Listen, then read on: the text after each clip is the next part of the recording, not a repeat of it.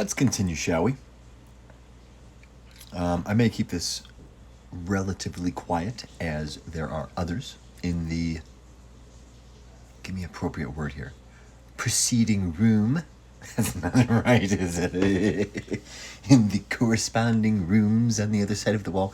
Anyway, so I got another confession to make. I cannot digest cheese. So just made a new meal, not in correlation with anything that I've really mentioned in days past, recently with my new diet and whatnot. This is chickpea pasta. However, I added mozzarella cheese. I haven't personally bought cheese in a while, like actual cheese. I'm usually, if anything, I used to buy the Kerrygold grass-fed cheese. I can't quite remember how I felt in order to make the comparison. But as you can see, it looks like I haven't even eaten anything yet. But I'm full. I'm so full. I kind of knew this would be I added two, maybe 10 ounce sirloin steaks into a box, which is, it was not that much pasta. It really was not. Chickpea pasta, so it's not even like it's like gluten or anything, you know, or yeasty, as I would like to call it. Let me take these off. Oh, my screen is so dang big and bright. I'll show you guys here in a moment. As I'm filling up my tracker, my habit tracker. But yeah, little confession. I think it's the cheese. I really do. Now, I've had cheese when I'm off of my diet, so burgers and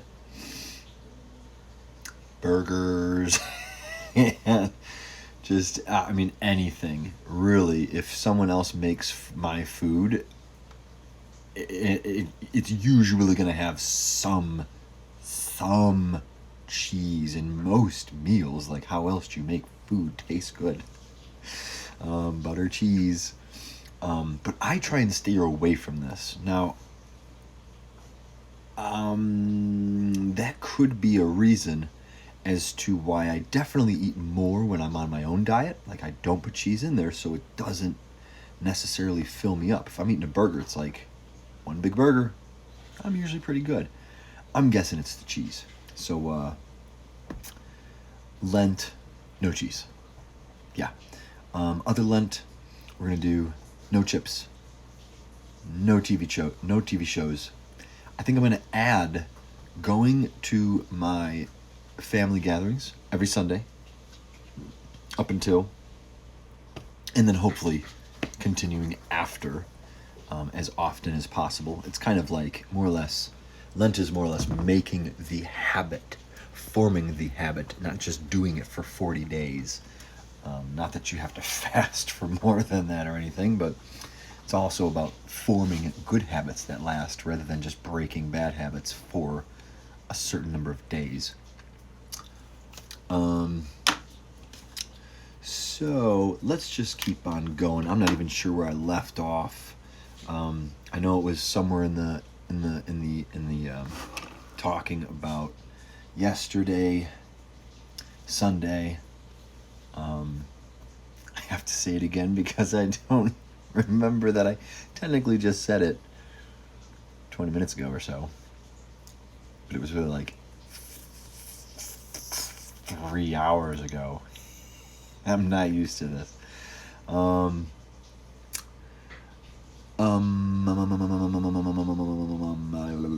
After church. Yeah, I already mentioned. I did not mention.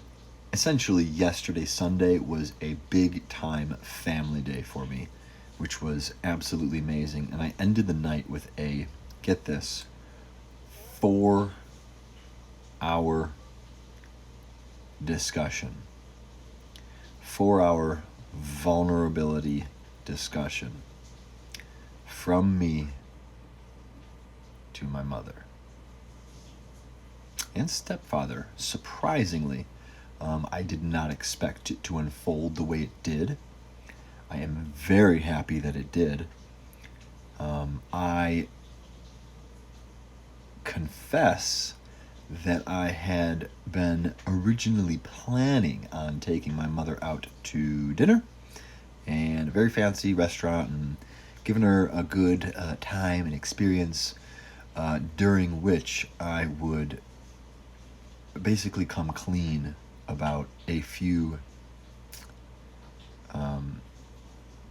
aspects of my life that I've been holding back and holding on to for many years in times past. Now, I don't think I have to go into this with you guys.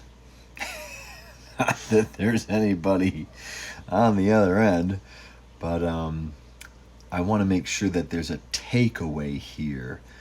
One takeaway that I know I liked about my breakthrough is, and this is something Elliot has mentioned in the program, he mentions when you do come clean and be vulnerable with anybody that you're conversing with, it helps to not pre-plan or prepare in advance. You don't want to be thinking about what you're going to say. Now, I don't want to, I guess I still have to admit that I may not have been purposefully trying to plan what I would say at the dinner that I wanted to have, but over the years, I know what I've been wanting to say to my mother or father. Right? I had my father discussion last week, precisely a week, 8 days. 8 days ago. So it was day 7, right? No, day 10. Yeah, it was day 10 that I got it. Right? No, it was day 3. Yeah, it was the very first week. Yeah, I fasted for 3 days, and on the 4th day, boom, I was sitting in a cafe with him, just telling him all about the program, on everything and everything. It was grandiose. I've already talked about it. Same thing happened with the mother. Day 12, 11, 12. Day 12. And it was amazing. It was absolutely amazing.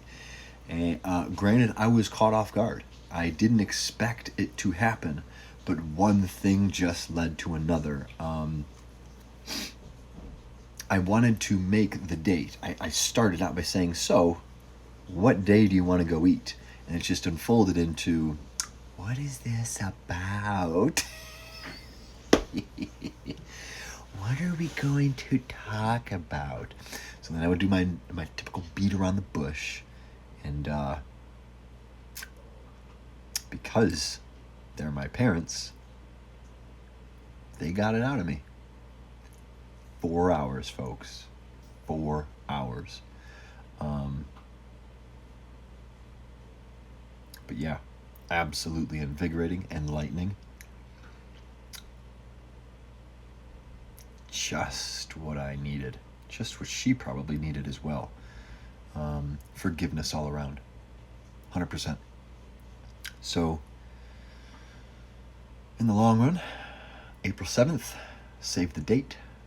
Mother and I, a real date. For King and Country, coming to Columbus, Ohio. I'm going to take her out. We're going to have a nice little weekend getaway. And there shouldn't be too much more to talk about. It will be very enlightening and progressive, so to speak. Because I think the hard part is over. The harder part. Hardest, maybe? I don't know. But yeah. Let's pause this real quick. Let people in the other room disappear.